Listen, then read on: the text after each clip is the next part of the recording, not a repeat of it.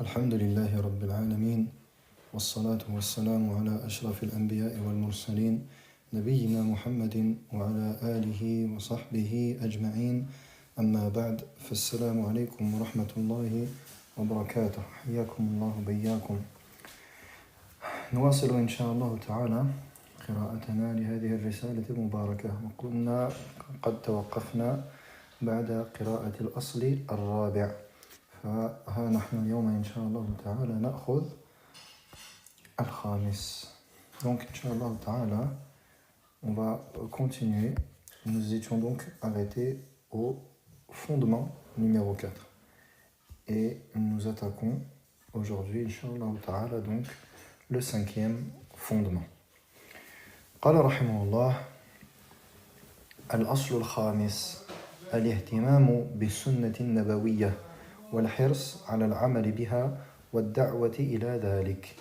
Le cinquième fondement, c'est donc le fait de prendre soin de le suivi de la sunna prophétique, de mettre en pratique celle-ci et d'y appeler. Donc ça c'est le cinquième fondement. قال رحمه الله إن أحق ما اعتنى به المسلم العمل على اقتفاء آثار نبيه صلى الله عليه وسلم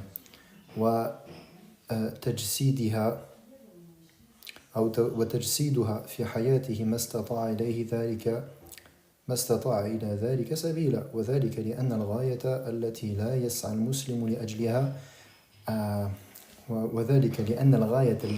المسلم لأجلها إنما هي تحصيل الهداية التي توصله إلى دار السعادة. قال الله عز وجل وإن تطيعوه تهتدوا وقال واتبعوه لعلكم تهتدون وقال لقد كان لكم في رسول الله أسوة حسنة لمن كان يرجو الله واليوم الآخر وذكر الله كثيرا.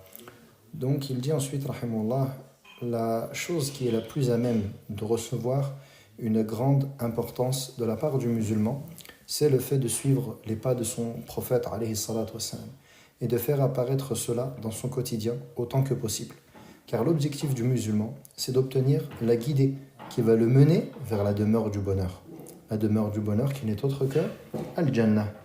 Et le prophète, ou plutôt Allah subhanahu wa ta'ala nous dit à propos du prophète alayhi salatu wassalam dans la traduction, et si vous lui obéissez, alors vous serez guidés.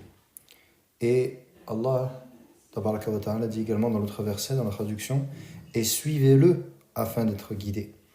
Et il dit également, vous avez certes en le messager d'Allah un excellent exemple pour celui qui espère Allah le jour dernier et qui évoque Allah abondamment.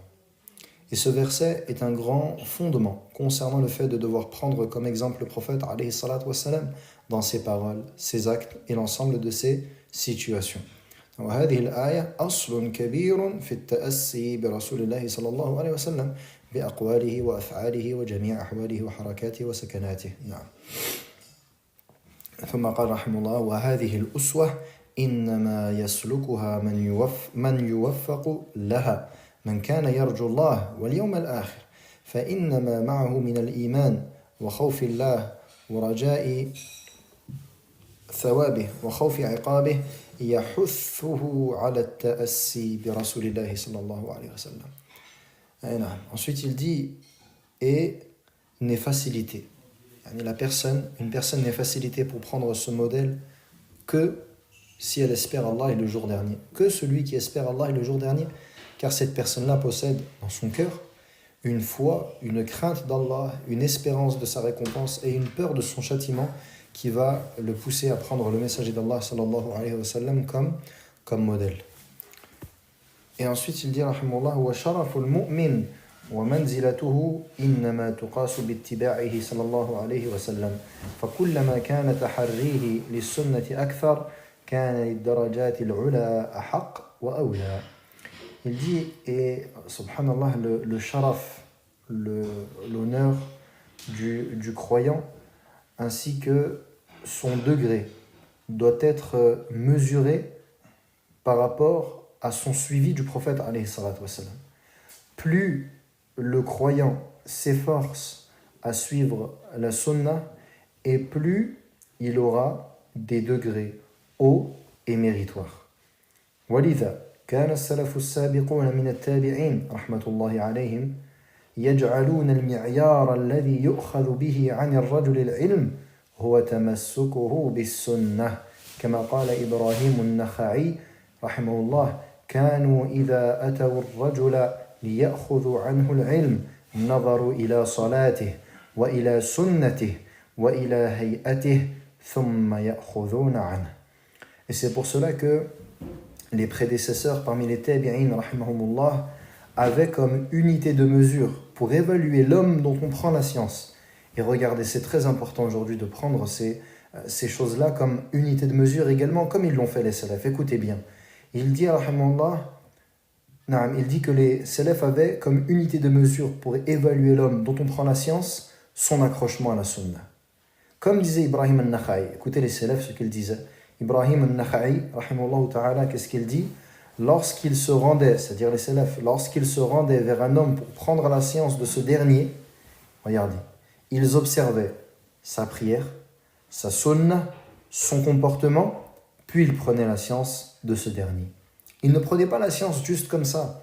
Ce n'est pas parce qu'il y avait une personne qui se mettait à propager la science, à enseigner, que directement il se précipitait vers le fait de prendre la science de ce dernier. Non, regardez comment est-ce qu'il mesurait les choses. Et nous, il nous est ordonné de prendre exemple sur ces derniers. Donc regardons donc comment est-ce qu'il se comportait lorsqu'il voulait prendre la science d'un homme. Je répète, Ibrahim al-Nakha'i, il dit, lorsqu'il, c'est-à-dire les salafs, se rendaient vers un homme pour prendre la science de ce dernier, ils observaient, regardez, sa prière, sa sunna, c'est-à-dire son suivi de la sunna, et son comportement. Et ensuite, il prenait la science de ce dernier. Yani, s'il trouvait en l'homme une adoration, c'est-à-dire que l'homme, il a de la piété par sa prière, qu'il était assidu au suivi de la sunna du prophète, alayhi salatu wassalam, et qu'il avait un bon comportement, alors il prenait la science de ce dernier. نعم. ويقول أحد العلماء إن من علامات المحب لله عز وجل متابعة حبيب الله صلى الله عليه وسلم في أخلاقه وأفعاله وأوامره وسننه.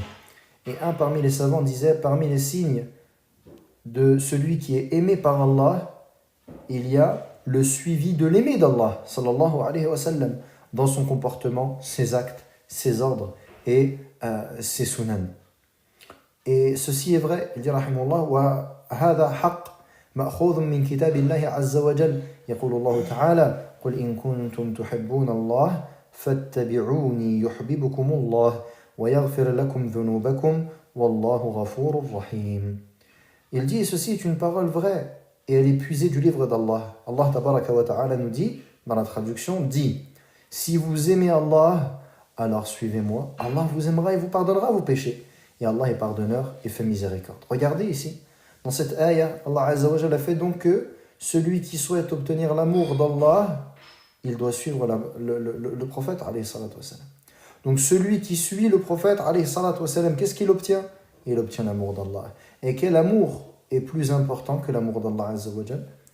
وقال الحسن البصري رحمه الله في تفسير هذه الآية جعل الله علامة حبه إياهم اتباع سنة رسوله صلى الله عليه وسلم. Et Al-Hassan al-Basri rahimahullah, il dit dans le tafsir de cette ayah, Allah a fait du suivi de la sunna de son messager un signe de son amour azza wa jal envers eux. نعم.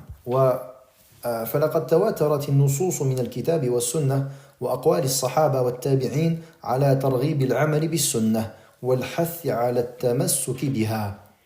Et les textes qui incitent à suivre la sunna et s'y accrocher dans le livre, la sunna, les paroles des compagnons des tabi'in sont extrêmement nombreux. ومن أشهر الأحاديث حديث العرباض بن سارية رضي الله عنه أنه قال وعظنا رسول الله صلى الله عليه وسلم موعظة ذرفت منها العيون ووجلت منها القلوب فقلنا يا رسول الله إن هذه موعظة مودع فأوصنا قال تركتكم على البيضاء ليلها كنهارها لا يزيغ عنها بعدي إلا هالك ومن يعش منكم فسيرى اختلافا كثيرا فعليكم بسنتي وسنة الخلفاء الراشدين المهديين من بعدي عضوا عليها بالنواجذ. Et parmi les hadiths les plus connus en cela, il y a le hadith d'Al-Irbad ibn Sariyah radiyallahu anhu, dans lequel il dit: le messager d'Allah alayhi salatu wassalam nous a fait une exhortation qui a fait pleurer les yeux et trembler les cœurs. Nous avons dit alors: Ya Rasulallah, ceci est l'exhortation de celui qui fait ses adieux. Recommande-nous alors quelque chose. Il dit alors alayhi salatu wassalam: je vous ai certes laissé sur la voie blanche, de jour comme de nuit. Ne s'en détourne qu'une personne allant à sa perdition. Et celui qui vivra parmi vous verra de nombreuses divergences. Accrochez-vous donc à ma sunna et la sunna des califes bien guidés après moi. Accrochez-vous-y avec vos molaires. وقوله عليه الصلاة والسلام عليكم بسنتي أي بطريقتي التي أنا عليها مما فصلت لكم من الأحكام سواء كانت اعتقادية أو عملية واجبة أو مندوبة. Et le sens de sa parole عليه الصلاة والسلام, accrochez-vous à ma sunna, c'est-à-dire à ma voie, la voie sur laquelle je suis, la voie à propos de laquelle je vous ai détaillé, ou par laquelle je vous ai détaillé toutes les lois et les règles religieuses. Et que ceci soit de l'ordre de la croyance, des actes, et que ce soit obligatoire ou recommandé. وأما تخصيص الأصوليين بالسنة بأنها المطلوب طلبا غير جازم فهذا اصطلاح طارئ إنما قصد به التمييز بينها وبين الفرض أو الواجب. Et ensuite le cheikh il nous parle de la définition que donnent les savants de Usul al-Fiqh de as-Sunnah, qui est différente de ce que l'on a cité, qu'il va citer juste après. Et il dit ici que les savants de Usul al-Fiqh, ils ont défini la Sunnah comme étant ce qui est demandé, ce qui est ordonné d'un ordre qui n'est pas formel, c'est-à-dire en gros que l'usuliyun, vous savez les savants de usul al-fiqh qui est une matière, ils ont défini as-sunnah d'un point de vue des règles religieuses. Et ici, il nous explique que ceci est une définition qui leur est propre et par laquelle ils ont voulu différencier entre ce qui est obligatoire et ce qui est de l'ordre de al-fard et ce qui est de l'ordre de al-wajib. Et nous, on ne rentre pas dedans car ceci relève d'une autre matière et il serait long d'expliquer cela. طيب. Ensuite, il dit rahimahullah فَالسُّنَّةُ بِلِسَانِ الشَّارِعِ إِذَا أُطْلِقَتْ يُرَادُ بِهَا الطريقة الشرعية التي كان عليها النبي صلى الله عليه وسلم في عباداته ومعاملاته وأخلاقه وحركاته وسكناته. Il dit, et la sunna, ce qui est voulu par le sens de la sunna dans les textes les religieux. Donc lorsque l'on entend as-sunna, qu'est-ce que cela signifie?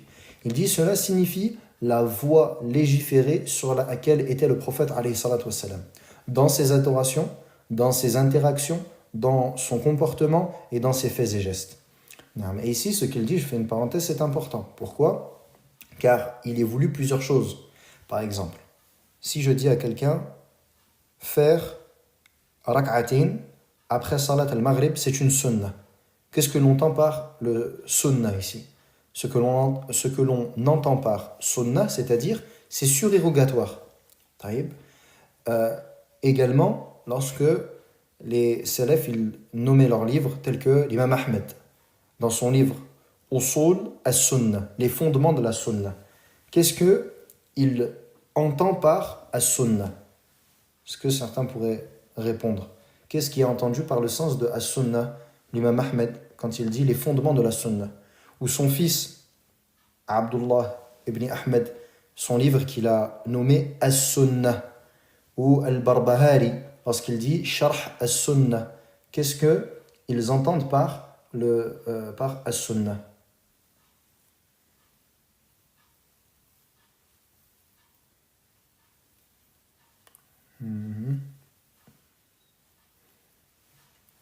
ce qui est voulu par as-sunnah, c'est la croyance. La croyance. Les fondements de la religion, c'est-à-dire la croyance. Et ça, c'est ce qui est voulu lorsque, par exemple, on a, dans le contexte que je vous ai cité. Donc en fait, as-sunnah, on peut l'entendre, on peut sous-entendre par le terme as-sunnah plusieurs choses. Mais lorsque on parle de manière générale, c'est-à-dire sans regarder le contexte particulier, la base, c'est que lorsque l'on dit as-sunnah, c'est-à-dire la voie sur laquelle était le prophète alayhi salatu wassalam. C'est ça que l'on veut dire. Mais en fonction de ce qui est étudié, cela peut vouloir dire plusieurs choses. Cela peut vouloir dire plusieurs choses. طيب. يقول عروة ابن الزبير رحمه الله السنن فإن السنن قيام الدين. الزبير عروة ibn الزبير رحمه الله, il dit les sunan, car elles sont certes les fondements de la religion. As-sunan, c'est le pluriel de sunnah. Que veut dire as-sunan? As-sunan, c'est-à-dire ilzamu sunan fa inna sunana qiyamuddin. Pourquoi est-ce qu'il répète as-sunan? As-sunan dans le sens accrochez-vous aux sunan, car les sunan sont les fondements de la religion. وكان ابن عمر رضي الله عنه وكان ابن عمر رضي الله عنه يتبع أمر رسول الله صلى الله عليه وسلم وآثاره وحاله ويهتم به حتى إنه خيف على عقله من اهتمامه بذلك كما أخرجه ابن عيم وغيره. Et Ibn Umar رضي الله عنه, il suivait la voie du messager d'Allah صلى الله عليه وسلم en toutes choses et il prenait soin de cela. Il accordait une grande importance au point où les gens avaient peur pour sa raison. Il avait peur qu'il soit atteint de quelque chose tellement il était préoccupé et tellement il suivait la voie du prophète alayhi salatu wassalam. ويقول الزهري رحمه الله كان من مضى من علمائنا يقول الاعتصام بالسنة نجاه. Et Zuhri rahimahullah qui fait partie des salafs. Zuhri qui est le cheikh de qui? Zuhri, c'est le cheikh d'un des 4 imams. Vous avez le choix entre Abu Hanifa, Malik, Shafi'i, Ahmed. Zuhri, c'est le cheikh duquel des 4? Zuhri, c'est le cheikh duquel des 4?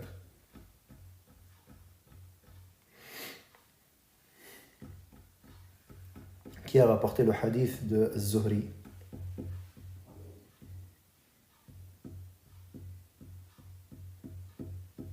Il allait le voir le jour de l'Eid. Vous connaissez cette histoire? Il allait voir le jour de l'Eid. Pourquoi? Parce qu'il savait que le jour de l'Eid, personne allait aller voir le cheikh. Chacun serait occupé chez lui, à profiter avec sa famille. Donc lui, il allait voir Az-Zuhri rahimahullah. Et lorsqu'il est arrivé devant sa maison, sa servante, elle est sortie et elle lui a dit qu'est-ce que tu veux? Il dit je veux Zuhri. Zuhri, quand il est sorti, il s'attendait à ce qu'il cherche quelque chose en lien avec l'Eid. Il lui a dit hadithni. Il lui a dit apprends-moi le hadith, ou plutôt enseigne-moi des hadiths. Et cet imam, c'était l'imam Malik rahimahullah. C'était l'imam Malik rahimahullah. Donc Az-Zuhri, c'est le cheikh de Malik rahimahullah. Donc il dit quoi Az-Zuhri? Il dit ceux qui nous ont précédés parmi les savants, il disait s'accrocher à la sunnah est le salut. C'est le salut, c'est ceci qui va te sauver. وللاهتمام بالسنة فوائد كثيرة لا تحصى. Et le fait de prendre soin de la sunnah, d'accorder une grande importance à la sunnah, a de nombreux mérites qui sont indénombrables. Il dit minha tahsil al-multazam bihi درجة المحبوبية التي قال الله عز وجل فيها كما في الحديث القدسي ولا يزال عبدي يتقرب إلي بالنوافل حتى أحبه فإذا أحببته كنت سمعه الذي يسمع به وبصره الذي يبصر به ورجله التي يمشي بها ويده التي يبطش بها وإن سألني لأعطينه ولئن استعاذني لأعيذنه. Il dit parmi les mérites, il y a le fait d'obtenir par ce à quoi il s'accroche. Parmi les sunan, il y a le fait d'obtenir le degré de l'amour, al-mahboubiyya. Donc le fait d'obtenir un degré spirituel où tu es aimé par Allah Azza wa Jal. Et ça, subhanallah, ici, avant que je vous lise le hadith, on voit, subhanallah, que tout le côté spirituel, il est présent dans la sunna du prophète, alayhi salatu wassalam. Et que as-soufiyya, les soufis qui essaient qui prétendent être dans la spiritualité et d'être dans ces choses-là, l'adoration, l'ascétisme, etc., on se rend compte que quoi? Qu'en vérité, ils rajoutent des choses là où il n'y a pas besoin d'en avoir. Écoutez ce hadith Qudsi et dites-moi si cela n'est pas de la spiritualité et si cela n'enjoint pas et ne motive pas la personne à obéir à Allah Azza wa Jal. Allah subhanahu wa ta'ala dans le hadith al-Qudsi, le hadith Qudsi, c'est un hadith dans lequel le prophète alayhi salatu wassalam nous rapporte la parole d'Allah mais qui n'est pas du Coran. Le hadith Qudsi, c'est un hadith dans lequel le prophète alayhi salatu wassalam dit Allah a dit, mais qui n'est pas du Coran. Ce n'est pas du Coran. C'est la parole d'Allah, mais ce n'est pas du Coran et on n'adore pas Allah Azza wa Jal par sa récitation. Il dit, Allah Azza wa Jal dans le hadith, وَلَا يَزَالُ عَبْدِي, et mon serviteur ne cesse de se rapprocher de moi par les œuvres surérogatoires jusqu'à ce que je l'aime. Et dès lors que je l'aime, alors je suis l'ouïe avec laquelle il entend, et la vue avec laquelle il voit, et le pied avec lequel il marche, et la main dont il se sert. Et s'il me demande une chose, je lui accorderai certainement, et s'il cherche protection près de moi, alors je le protégerai. Et donc le fait de suivre la sunna du prophète, alayhi salatu wassalam, ceci est une cause pour obtenir ce haut degré de spiritualité. ومن فوائد التمسك بالسنة أنها تجبر الفرائض. لقول النبي صلى الله عليه وسلم إن أول ما يحاسب الناس به يوم القيامة من أعمالهم الصلاة فيقول الله لملائكته انظروا لصلاة عبدي أتمها أم نقصها فإن كانت تامة كتبت له تامة وإن كان انتقص منها شيئا قال الله تعالى انظروا هل لعبدي من تطوع فإن كان له تطوع قال أتموا لعبدي فريضته من تطوعه. Et parmi les mérites du fait de s'accrocher à la sunna, il y a le fait que ceci va compenser les obligations. Cela va venir compenser les obligations. Le prophète alayhi salatu wassalam nous dit, la première chose sur laquelle seront jugés les gens le jour du jugement, parmi leurs œuvres, c'est as-salah. Et Allah Azza wa Jal dira à ses anges, regardez, est-ce que la prière de mon serviteur est complète ou manquante? Si alors elle est complète, elle lui sera écrite de manière complète. Et si elle est manquante, Allah Azza wa Jal dira, est-ce que mon serviteur a des actes surérogatoires? Et s'il a des actes surérogatoires, alors il dira, subhanah, complétez pour mon serviteur ses obligations par ses actes surérogatoires.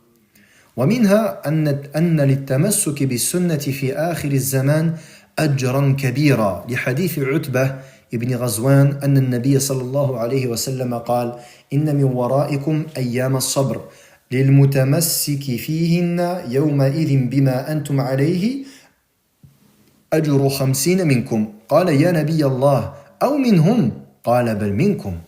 Et parmi les mérites, il y a le fait que s'accrocher à la sunna du prophète alayhi salatu wassalam dans les derniers temps, à la fin des temps, il y a en cela une très grande récompense. Quelle est la preuve?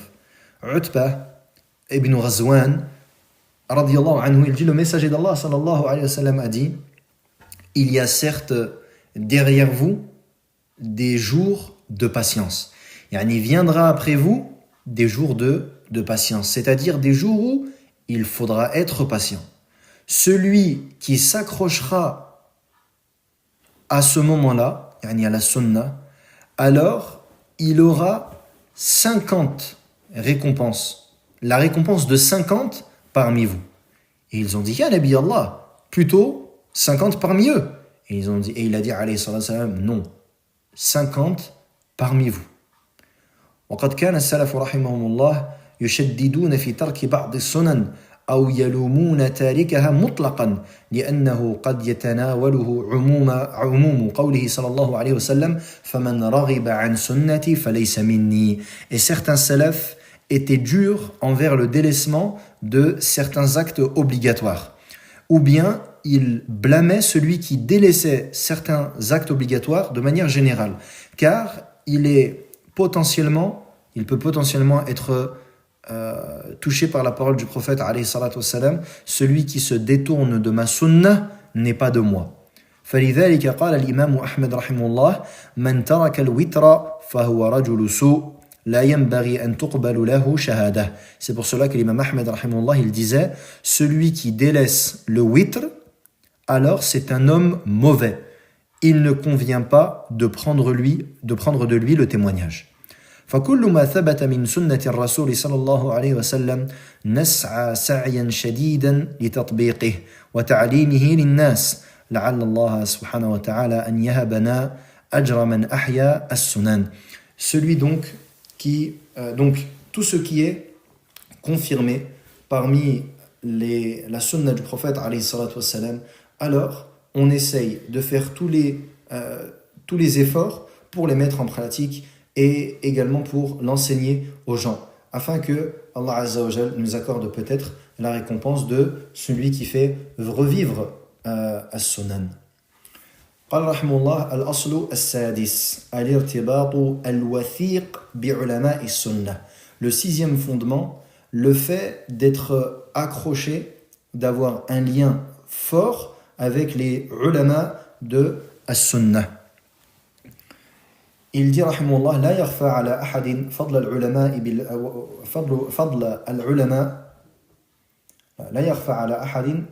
العلماء والمكانة التي يتبوؤونها في الشريعة الإسلامية ولكن بعض الناس يخلط بين الحث على الارتباط بالعلماء وبين التعصب لهم وتقليدهم وهذا خطأ كبير. Il ne fait aucun doute, ou plutôt il n'échappe à personne les mérites des ulama et il n'échappe à personne le degré qu'ont les ulama dans la législation islamique. Mais certaines personnes confondent entre le fait d'avoir un lien fort avec les ulama et le fait de les suivre aveuglément. Il dit ceci est une grande erreur. فالارتباط بالعلماء يعني أخذ العلم عنهم والاستفادة منهم بالتوجيه والإرشاد ونحو ذلك كما أنه يعني أيضا تقليدهم أو تقليدهم ممن يسوغ له التقليد من العامة ومن ليس مؤهلا لتمييز القرار في القضايا العلمية. Le fait d'être accroché aux savants, cela signifie prendre la science de ces derniers et profiter de leurs conseils et ce qui est de cet ordre-là. Comme également, cela signifie de les suivre dans ce qu'il est permis de les suivre pour les gens de la masse et pour celui qui n'est pas capable de distinguer entre plusieurs choses. Et non, les gens sont tous différents et peu sont ceux qui ont, ce qui veut dire ici, c'est que le shirk, c'est que peu de personnes ont la capacité d'avoir des avis religieusement basés sur des preuves. Car ceci nécessite quoi ? Nécessite de l'étude. Celui qui est étudiant en sciences et qui a atteint un certain degré dans les études et qui est capable d'observer les textes, d'observer les différentes paroles de savants et de prendre tel avis ou tel avis, ceci est un degré que peu de personnes ont. Sinon, la majorité des personnes, les gens de la masse, qu'est-ce qu'il aurait demandé ? Il aurait demandé de prendre l'avis des savants qui sont dignes de confiance et de les suivre en cela. Ce qu'on appelle at-taqlid, le fait de suivre. Et at-taqlid, ce n'est pas quelque chose qui est blâmable entièrement, car on ne peut pas demander à une personne de la masse, une personne lambda, de faire un effort d'interprétation. On ne peut pas demander à une personne qui n'a pas beaucoup de connaissances quel est l'avis sur tel chose en fiqh, et il va te dire ce qui m'apparaît c'est telle ou telle chose. Comment est-ce que tu veux qu'il te dise cela alors qu'il n'a pas de science?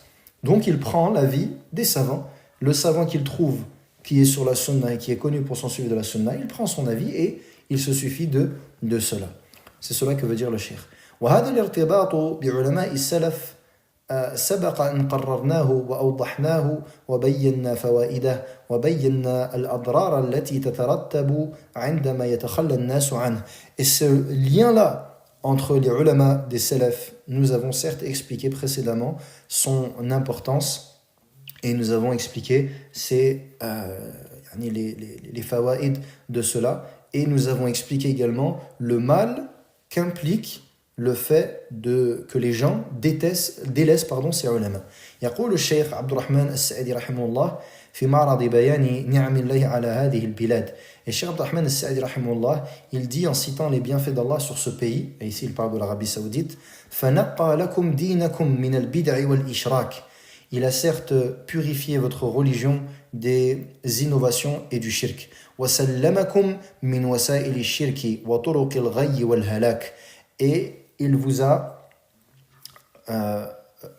a épargné les moyens qui amènent au shirk et les voies de la perdition. بِوَسَائِلْ وَأَسْبَابٍ يَسَّرَهَا سُبْحَانَهُ. Par des causes qu'Allah Azza wa Jal a facilitées. Quelles sont ces causes-là qui ont permis aux gens de ce pays de profiter de cela? حَيْثُ أَقَامَ لَكُمْ كل إمام قد استقام على الصراط المستقيم فكان إمامكم الإمام أحمد بن حنبل أكبر إمام نقل السنة والكتاب وبه وبأصحابه وبأتباعه ونظرائه يعرف السني من البدعي من سائر الطوائف والأحزاب حتى أقام الله شيخ الإسلام والمسلمين أحمد بن تيمية فجاهد الكفار والمنافقين وسائر الملحدين وأظهر من صريح السنة وأعلامها وعلومها ما عجزت عنه مدارك الأولين والآخرين. Il dit du fait qu'il vous a mis un imam qui a certes été sur le droit chemin. Il dit votre imam, l'imam Ahmed ibn Hanbal, est le plus grand imam qui a transmis la sunna et le kitab. Lui, ainsi que ses compagnons et ceux qui l'ont suivi. On connaît et que l'on connaît, on reconnaît entre le sunni et le bid'i. Et ça, c'est une vérité. Je fais une parenthèse. Quand tu regardes les 4 madhab, le madhab de l'imam Abu Hanifa, le madhab de Malik, Shafi'i et Ahmed, on ne parle pas des imams. Les imams, il ne fait aucun doute que ce sont tous des imams. Et c'est pour cela qu'on les appelle ainsi. Et qu'ils sont tous sur la voie du prophète, alayhi salam. Mais concernant les suiveurs de ce madhab, le madhab qui contient le moins d'innovateurs et qui est connu pour son attachement considérable et inconditionné à la sunna du prophète, c'est le madhab de l'imam Ahmed. Et il ne fait aucun doute il n'y a aucun doute sur cela. Ensuite, il dit jusqu'à ce que Allah Azza wa Jal il est fait Cheikh al-Islam wal Muslimin Ahmed ibn Taymiyyah, l'imam ibn Taymiyyah rahimahullah ta'ala. Il dit et il a combattu les kuffars, les hypocrites et l'ensemble des athées. Et il a fait apparaître la sunna et il a élevé son drapeau et il a fait apparaître la science de la sunna et il l'a fait d'une manière dont n'a pas pu le faire les premiers et les derniers. وسلك طريقته تلامذته وأتباعه من العلماء المحققين حتى جاءت النوبة بشيخ الجزيرة وإمامها شيخ الإسلام محمد عبد الوهاب رحمه الله تعالى. Et ceci s'est transmis, sa voix s'est transmise des élèves jusqu'à ses suiveurs parmi les savants, jusqu'à ce que cela soit arrivé à le cheikh de la péninsule, qui est Mohammed Abdel Wahhab rahimahullah ta'ala. فقام بهذا الأمر أتم القيام. Et il a pris le flambeau de la meilleure des manières. فلم يزل في جهاد مع الأعداء حتى نشر التوحيد الخالص والسنة المحضة بين العباد. Et il n'a cessé de combattre, de faire les efforts, de combattre les ennemis et de propager le tawhid pur et la sunna pure aux gens. وقمع الشرك ووسائله والبدع والفساد. Et il a combattu le shirk ce qui amène les innovations et la corruption. فخلصت الجزيرة ولله الحمد وانصبغت بالسنة والتوحيد. La péninsule arabique fut alors nettoyée de ceci et elle fut donc parée de la sunna et du tawhid. فسلمت بمساعيه المشكورة ومساعي تلاميذه وأحفاده وأنصاره من الشرك. Et ceci, après la grâce d'Allah Azza wa Jal, par les efforts déployés par lui, ses élèves, ses petits-fils et ceux qui l'ont secouru contre le shirk. فلن تجد فيها ولله الحمد قبة على قبر. Tu ne trouveras pas, en Arabie Saoudite, tu ne trouveras pas, ولله الحمد, une coupole au-dessus d'une tombe. Et ça, Cheikh Saïd Rahimahullah, il parle de cela peut-être il y a combien? Presque, on peut dire, un siècle en arrière. Et alhamdoulilah, c'est toujours le cas. Tu ne trouveras pas en Arabie Saoudite un mausolée où tu ne trouveras pas non plus une coupole qui est construite sur une tombe. Jamais. Walillahi alhamd. ولا مشهدا ولا توسلا بالمخلوقين ولا مولدا ولا معبدا. Tu ne trouveras rien de tout ce qui est de l'ordre des choses qui sont du shirk et qui sont apparentes. أوليس من أكبر نعم الله عليكم وأجل إحسان الله إليكم أن قيض لكم هؤلاء السادة الغرر الذين حفظ الله بهم الدين الصحيح. Il ne fait-il donc pas partie des grands bienfaits d'Allah qu'il vous ait facilité ces gens-là, ces grands hommes qui ont par lesquels Allah Azza wa Jal a préservé sa religion authentique. وتحقق وانتشر حتى نشأتهم حتى نشأتهم وآبائكم وأولادكم تشربون من معين الشريعة أصفى شراب. Il dit jusqu'à ce que ceci se soit propagé dans votre éducation, chez vos pères, vos enfants, et vous buvez de cette eau qui est pure. وتغترفون من زلالها أحسن اغتراف ولم تدركوا هذا بوسيلة منكم ولا قوة علم ولا ذكاء وإنما ذلك فضل الله الذي ليس له غاية ولا انتهاء. Et tout ceci n'est que pur bienfait d'Allah Azza wa Jal. بينما ترون الأقطار الأخرى محشوة بالشرك والكفر والإلحاد الصراح. Et il dit, et alors que lorsque vous observez les autres pays, vous voyez qu'il y a du shirk, de la mécréance, de l'apostasie, etc. Et que c'est rempli d'innovations et de constructions qui sont des édifices apparents de shirk.